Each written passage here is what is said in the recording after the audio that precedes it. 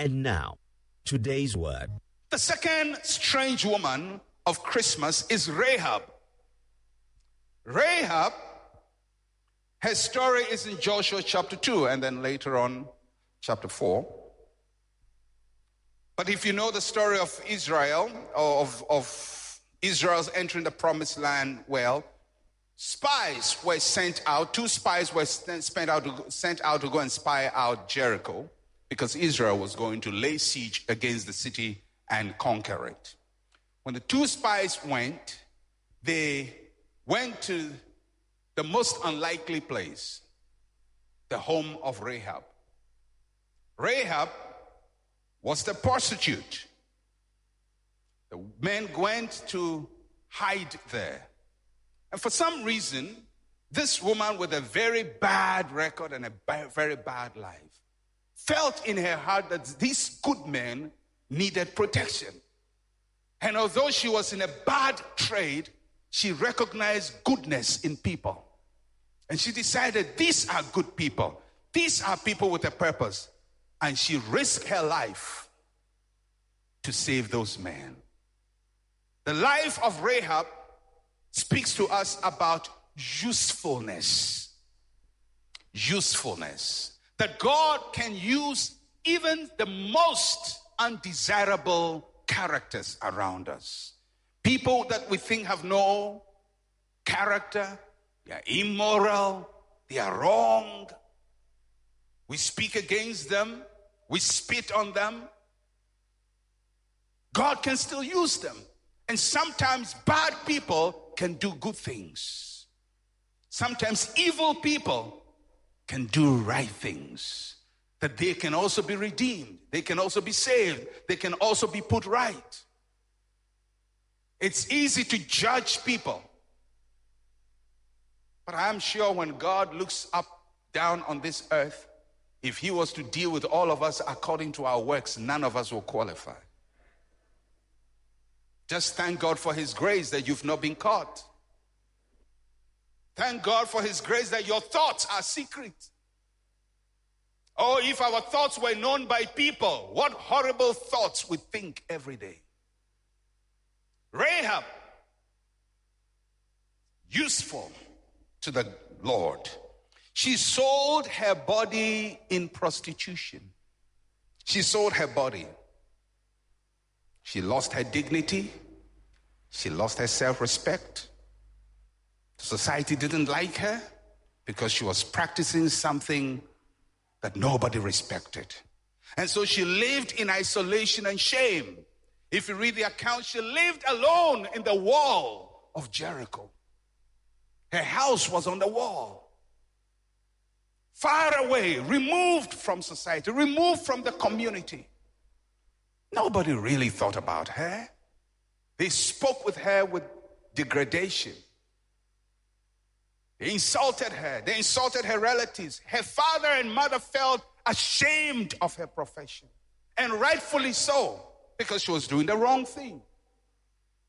But God sometimes goes to places that nobody wants to go to. God sometimes talks to people that you don't want to talk to. If God was like us, only good people will be saved. And bad people will be allowed to burn in hell. In spite of all her problems, Rahab believed in the promises of God to Israel. She had heard about what God did for Israel in Egypt and how God delivered them. She had heard stories that there is a tribe of people coming and God is with them and God is working miracles with them. She had heard that manna had fallen from heaven for these people. She had heard all these stories. It was news in Jericho and she heard it. And whilst the rest of her townspeople were fighting the promise of God, she believed the promise of God. A woman with a bad reputation, but a good heart. Her heart was right. She believed. She told the people, the spies, we have heard that God is with you. We have heard that God goes before you. We have heard the victories that God has given to you. And I believe it. Rahab Rahab, a woman with a bad reputation, but a good heart. She believed in the promise of God to Israel. And not only that, she protected the spies and eventually brought deliverance to her whole family. She brought deliverance to her whole family. A strange woman of Christmas. In the end, her father, her mother, her brothers, her relatives all went to her house, which nobody wants to go to, because that was the only house that was preserved when Jericho fell.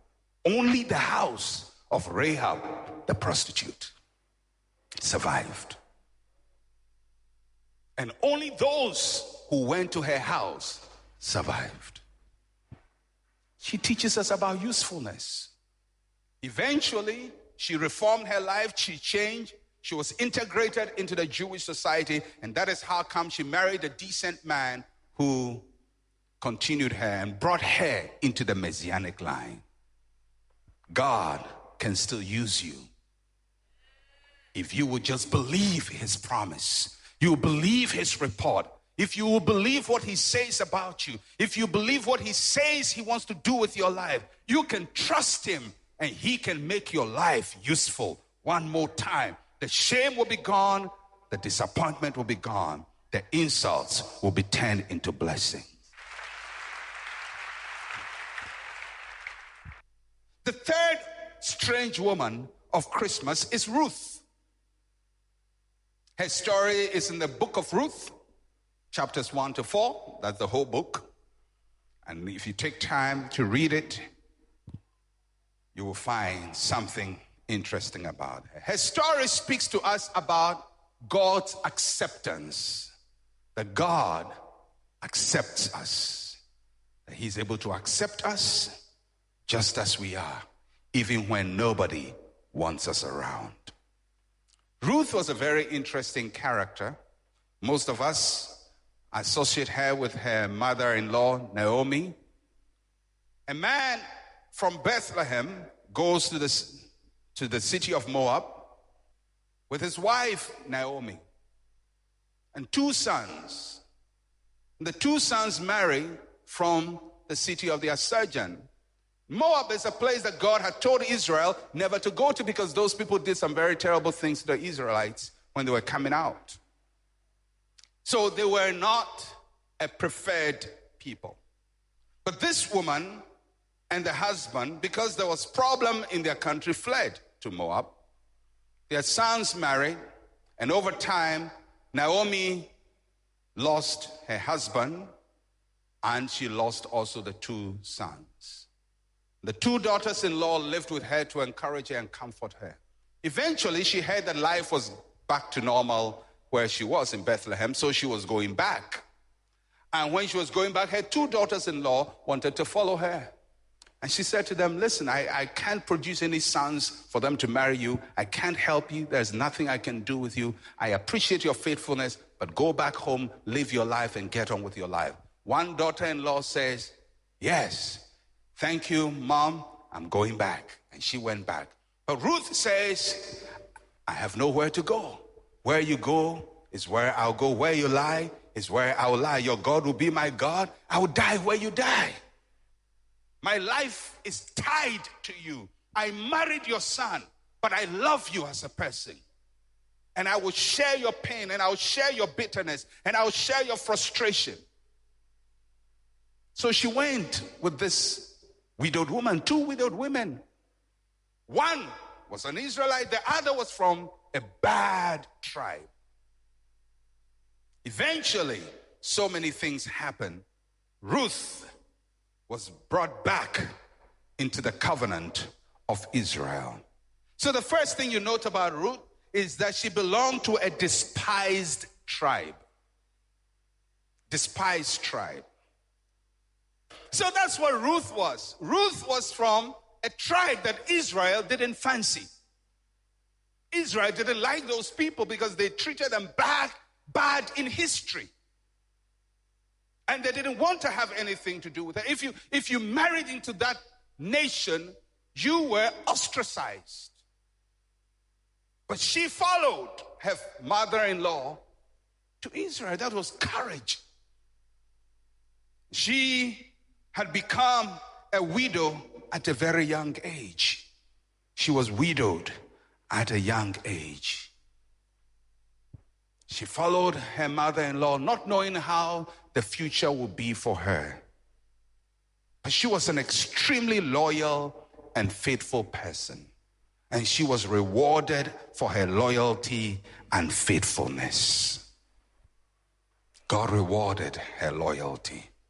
A woman from the wrong tribe, but the right attitude. I think sooner or later you'll get to understand that the difference in human beings is not their tribes. It's their attitude and their heart. And Ruth shows us the tribe can be wrong. Maybe from a tribe you don't like. There are some parents who don't want to hear their son or daughter is marrying from those people. Didn't you see human beings anywhere? As if those people are not human beings. If you have that attitude, Ruth must speak to you. It's the heart, it's the attitude. And God rewarded her for her loyalty and faithfulness. And God honored and blessed her with a new marriage. That marriage story between Ruth and Boaz is a romantic epic. If you want to do a romantic novel, go and read the book of Ruth and rewrite it. Because this mother-in-law, Naomi, had been married for a while and knew men. And so gave advice to Ruth as to how to catch the attention of a rich, prosperous nobleman. And she played the game so well and caught the man's attention and later got married very beautifully. But she was in the household of faith. She gave birth to Obed, then Jesse, then David. The last strange woman of Christmas is Bathsheba. I know most of you don't want to hear about her. Bathsheba. She tempted the king. Her story is in 2 Samuel chapter 11 and chapter 12. Bathsheba, young, beautiful girl, was married to a valiant soldier, Uriah. And as happens to soldiers everywhere, the husband goes on duty. One moment is Lebanon, is East Timor, is Congo DRC, or Sierra Leone. So the husband goes on duty and leaves her lonely at home. Soldier marriage can be lonely.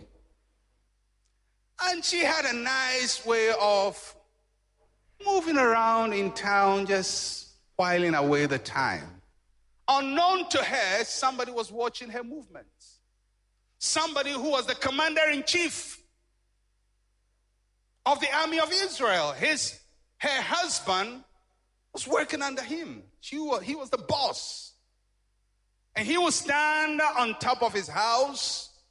And if you know about those outdoor bathrooms, if your house is tall enough, you can see enough.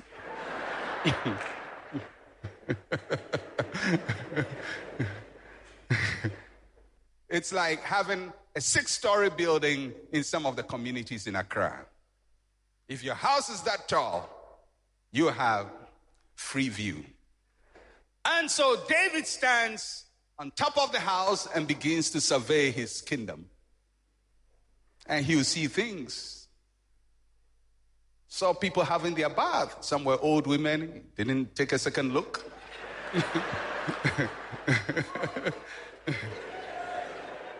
And all kinds of things. But then he takes a look somewhere and sees this woman. And he liked what he saw. And I'm sure, I'm not there, but I'm sure the woman also took a side glance and saw the king is looking. And so a 5-minute bath becomes a 30-minute bath. And she goes on and on and on. They are playing games. They are flirting with each other because they all like the attention they are getting from each other. But she thought it will end that way, just with a little attention from a king that will boost her self-image and say, after all, the king also looks at me. She didn't see it was going to land her into big trouble. Eventually, it got her husband killed. Bathsheba speaks to us about restoration. That God is a God of restoration. She's a strange woman in the family of Christ. She was violated by a powerful king. A man in authority used his power, violated her, literally snatched her from her husband. If it had happened in these days, it would start with sexual harassment, it would be going to sexual abuse, and it would probably become a rape case. But there was no shraj in the days of David. Violated by a powerful king, she lost her husband and her first child.